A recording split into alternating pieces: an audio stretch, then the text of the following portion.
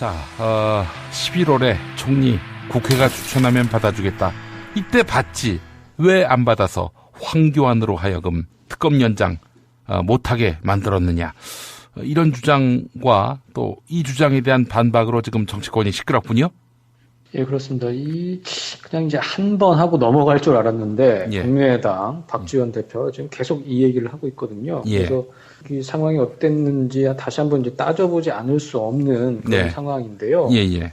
오전에 그 특검 연장법과 황교안 총리의 탄핵 문제를 논의하기 위해서 4개 야당 대표, 원내대표들이 모이는 4+4 회동이 있었습니다. 예. 거기에 각 당의 이제 대표와 원내대표가 나왔죠.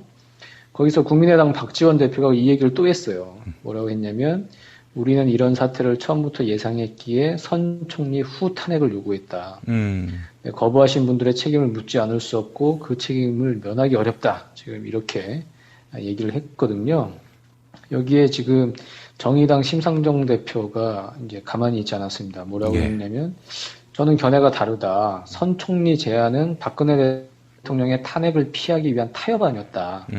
촛불 집회에 모인 200만 명의 국민의 뜻은 어떤 타협도 없이 박 대통령을 탄핵해야 한다는 것이었고 그 뜻을 야당이 수용한 거다. 이렇게 이제 반박을 했고요. 예.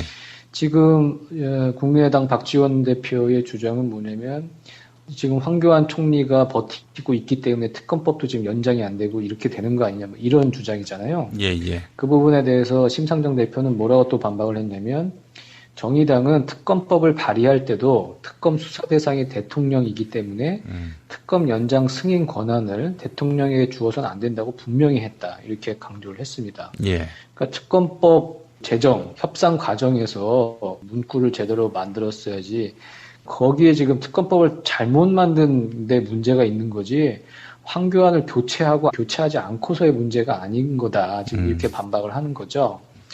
그 민주당 추미애 대표도 여기 이제 동의를 하면서 이렇게 얘기를 했습니다. 당시 대통령은 총리에 대해 어떠한 권한을 이양한다는 말도 하지 않았는데, 총리를 놓고 서로 정치권이 잿밥 노름을 했다면 탄핵 국면까지 끌고 갈 수 없었을 것이다. 이렇게 반박을 했고요. 예.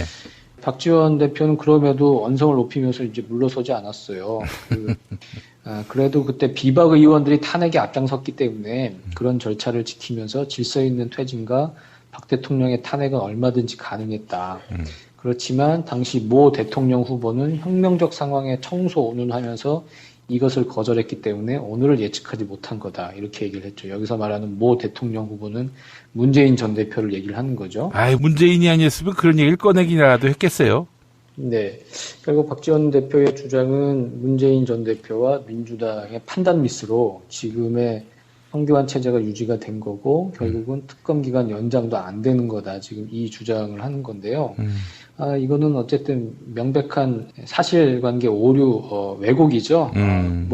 이게 워낙 이제 11월 달 상황, 그 당시에 정말로 오래된 얘기 같지만 정말 몇 개월 전 얘기입니다. 당시 상황을 좀 더 회고를 해보면, 어쨌든 뭐 지금 심상정 대표나 추미애 대표도 얘기를 했지만, 박근혜 대통령이 먼저 정치권에서 얘기가 있었죠. 이선 후퇴를 해라. 손을 떼고 이선 후퇴를 하고, 그렇게 그러면 우리가 나중에 정권 이양이라든지 대선 일정이라든지 이것을 이제 정하겠다, 뭐 이런 얘기가 나오면서, 그렇게 하니까 박근혜 대통령이 국회에 와서 이제 국회가 총리를 좀 선출해달라, 뭐 이런 얘기도 했고, 그러면서 이제 자기가 내세운 사람이 이제 김병준 총리 아니겠습니까? 예. 이거는 뭐냐면, 김병준 총리 카드를 받는다는 것은 정치적 타협을 이제 인정을 한다는 거고, 정치적 타협 그 테이블에 올린다는 것이고, 그렇게 해서 그러면은 본인은 이선으로 물러나고 김병준 총리가 이제 앞서가지고 뭐 국정을 이제 전반을 이제 하게 된다는 건데, 당시 박근혜 대통령은 이 김병준 총리에게 어떤 뭐 확실한 권한을 준다, 지금 그 얘기도 하지 않았고요. 그랬죠. 그렇기 때문에 정치적 타협조차도 불가능하고 믿을 수가 없는 상황이었기 때문에 더 이상의 협상은 없다. 야당이 지금 그렇게 선언을 한 거죠. 그리고 사실상 김병준 총리를 받아들인다는 것은 정치적 협상을 시작한 것이기 때문에, 사실은 총리를 가를래 아니면 탄핵을 할래, 이게 양자택일의 문제였지 총리를 먼저 갈고 그 다음에 탄핵을 한다 그런 단계적인 문제가 아니었거든요. 예. 그건 지금 저도 지금 기억을 하고 우리 국민들이 모두 기억을 하고 있을 겁니다. 예. 근데 지금 박지원 국민의당 대표는 계속 우리가 선 총리 후 탄핵 준행했다. 뭐 그건 맞습니다. 왜냐하면 김병준 총리는 국민의당 비상대책위원장으로도 거론이 됐고 국민의당과도 어느 친분이 있는 사람이었기 때문에 김병준 총리가 되는 게 국민의당으로서 나쁘지 않았겠죠. 그리고 뭐 어찌 보면 뭐 몇몇 장관 자리도 야당이 이제 떼어줄 수도 있는 상황이었고 만약 그 정치적인 타협이 제대로 됐다면, 예, 뭐 그런 어떤 관계나 이런 것은 뭐 이해가 되지만 어쨌든 김병준 총리를 받고서 그 다음에 탄핵으로 간다. 지금 박지원 대표는 비박 의원들이 탄핵에 앞장섰기 때문에 그런 절차를 지키면서 박 대통령의 탄핵이 가능했다 이렇게 주장하는데. 이거 뭐 탄핵을 추진하는 과정에서도 여러분 다 기억을 하시겠지만 비박 의원들이 뭐 동참을 한다 안 한다 뭐 말이 많았고 세월을 7시간 빼라 안 빼라 뭐 이걸 가지고도 아 이게 200표가 넘을까 말까 끝까지 엄청나게 이쪽 야당에서는 고민했던 거 아닙니까? 걱정을 많이 했고 정말 탄핵안이 통과될지 통과되지 않을지도 상당히 예측하기 어려운 정말 아슬아슬한 막판까지 그렇게 이제 마음을 졸였던 상황이었는데 예. 만약에 그 정치적인 타협을 시도를 하고 그 다음에 박근혜 대통령을 탄핵을 한다 그러면은 이 비박이나 새누리당 의원들에서는 아 이건 정치 도의에 어긋난다 이건 탄핵은 우리가 함께 할 수 없다 이렇게 충분히 나왔을 가능성이 크거든요. 그렇기 때문에 선 총리 후 탄핵 그거는 불가능한 일이었다. 지금 생각해봐도 그랬고 당시 상황에서도 판단을 해도 그건 불가능한 일이었는데 근데 왜 지금 와서 또 박지원 대표는 그런 얘기를 하냐. 문재인 때리기죠. 예, 결국 그 문재인 때리기밖에 안 남는 것이고 또 하나 이제 실망스러운 건 뭐냐면 안철수 전 대표 오늘 또 기자들과 만나면서 똑같은 얘기를 했어요. 이게 황교안 총리가 특검연장 불승인 사태를 초래한 데는 그 원인에 대해서 민주당의 책임이 있다. 응? 당시 기사를 찾아보면 기록이 다 나와 있다. 저는 어제도 그 당시 민주당이 왜 그렇게 했는지 설명을 요청했다. 이렇게 얘기를 했거든요.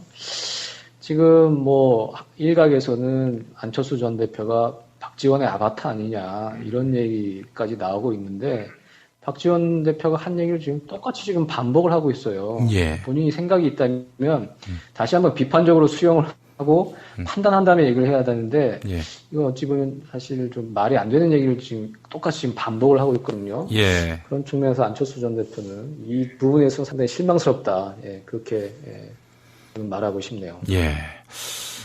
그렇게 그 경쟁 후보를 깎아내리고 비난하면은 자기가 이제 뜨는 그런 식의 정치는 낡은 정치 아닙니까? 새 정치를 표방하는 분들이 왜 이런 식으로? 그렇습니다. 이게 무슨 뭐 지지층이 많이 겹치는 것도 아니고 예. 그리고 뭐 얼마 안 되는 파일을 가지고 지금 제로섬 게임으로 막 뺏기고 뭐 이런 게 아니지 않습니까? 예. 지금 안희정 지사 같은 경우에는 저 바깥에서도 지금 표를 갖고 오는 상황인데 글쎄 말입니다. 안철수 전 대표는 정말로 자기가 문재인 전 대표보다 무엇이 월등한지 그것을 더 보여주는 게 맞지 근거 없는 정말 계속 문재인에 대한 어떤 뭐 안 좋은 감정 그걸 가지고 계속 이 기조를 유지한다는 것 자체가 자신의 장점을 보여줄 기회 자체를 본인이 스스로 박탈하고 있는 게 아닌가 저는 그런 생각이 드네요. 예, 알겠습니다.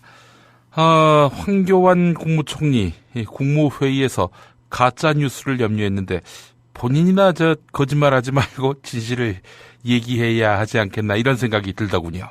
예, 황교안 총리 뭐 뜬금포이기도 한데요. 국무회의에서 이렇게 얘기를 했습니다. 최근 국내에서 가짜 뉴스가 큰 문제가 되고 있다. 가짜 뉴스는 타인의 인격과 명예를 훼손할 뿐만 아니라 사회적 정보에 대한 신뢰를 떨어뜨려 건전하고 합리적인 공론 형성을 저해야 하는 등 그 부작용이 매우 크다. 구구절절이 뭐 옳은 말입니다. 특히 우리나라는 세계 최고 수준의 정보와 인프라를 갖추고 있어서 가짜뉴스가 더 빠르고 더 넓게 확산될 수 있다. 미래부, 경찰청 등 관계기관에서는 다양한 형태의 가짜뉴스가 확산되지 않도록 모니터링과 단속을 강화해 주기 바란다. 이렇게 지시를 했는데요. 예, 예. 저는 매우 시의적절한 지시라고 봅니다. 지금 가짜뉴스에 노란하고 있는 사람들이 누굽니까? 광화문에 태극기 들고 나오시는 분들 아니겠습니까? 얼마 전에 저희 어머니께서도 뭐 이상한 걸 받으셨대요. 뭐 예. 문재인이 대통령이 되면 뭐 나라가 망하고 빨갱이가 되고 뭐 그런 걸 받으셨다는 거예요. 이런 게 지금 다 가짜 뉴스거든요.